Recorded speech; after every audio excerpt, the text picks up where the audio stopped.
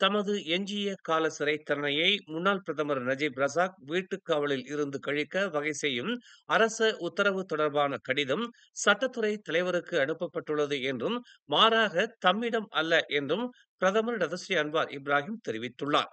அரச உத்தரவு கடிதத்தை அரசாங்கம் மூடி மறைத்து வைத்திருக்கிறது என்று பல தரப்பினர் தொடர்ச்சியாக குற்றம் சுமத்தி வருவதால் அன்வார் இந்த விவகாரம் குறித்து விளக்கமளித்துள்ளார். மாமன்னர் மாறிய பிறகு மன்னிப்பு வாரிய கூட்டத்திற்கு புதிய மாமன்னர் தலைமை வகிப்பதால் அக்கடிதத்தை சட்டத்துறை தலைவர் இஸ்தானா நெகாராவிடம் ஒப்படைத்துள்ளார்.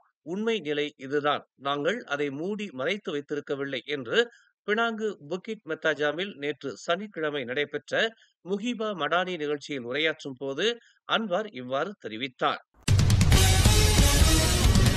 தமது மகன் சம்பந்தப்பட்டிருப்பதாக கூறப்படும் கிரிமினல் அச்சுறுத்தல் சம்பவத்தை முழுமையாக விசாரிக்கும் பொறுப்பை போலீசாரிடமே தாம் விட்டுவிடுவதாக உள்துறை அமைச்சர் டதஸ்ரீ சைஃபுடின் நசுத்தியோன் இஸ்மாயில் தெரிவித்துள்ளார்.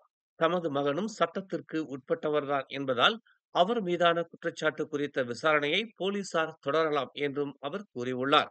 தமது மகன் உட்பட அனைத்து மலேசியர்களும் சட்டத்திற்கு அப்பாற்பட்டவர்கள் அல்லர் என்று சைஃபுடின் வலியுறுத்தியுள்ளார். தமது மகனுக்கு எதிராக ஏதாவது புகார் செய்யப்பட்டிருந்தால் அது குறித்து நியாயமாகவும் முழுமையாகவும் விசாரணை செய்வது போலீசாரின் பொறுப்பாகும் என்று அவர் கூறினார்.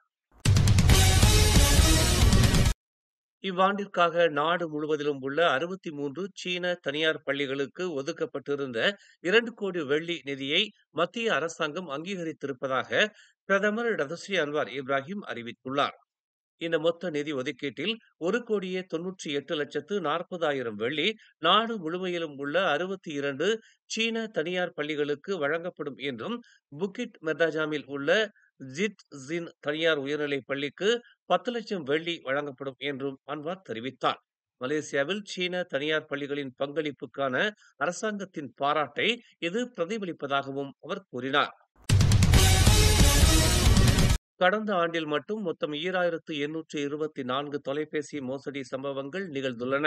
இதனால் ஏற்பட்டுள்ள இழப்பு 14 கோடியே 20 லட்சம் வெள்ளியை தாண்டியுள்ளது.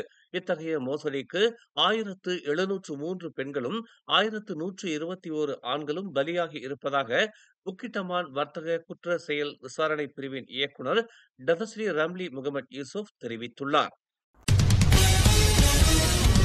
அம்பாங்கில் 25 வயது பெண் ஒருவரும் அவரது 36 வயது காதலனும் நேற்று கைது செய்யப்பட்டனர்.